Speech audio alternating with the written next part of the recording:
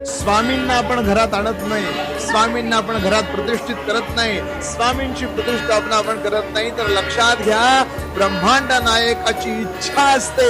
स्वामी समर्थ महाराजांची ज्यांना आपण परब्रह्म म्हणतो त्या भगवंताची इच्छा असते, म्हणून या सगळ्या गोष्टी होतात. महाराजांचं लक्ष असतंय म्हणून आपण त्यांची सेवा करू शकतो. महाराजांची इच्छा असते म्हणून आपण त्यांना देवाऱ्यात बसवू शकतो.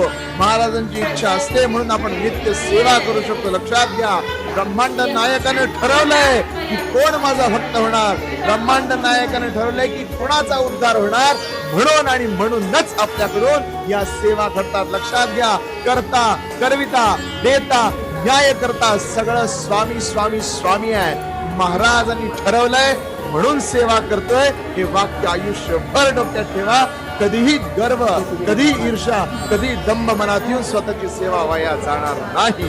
श्री स्वामी.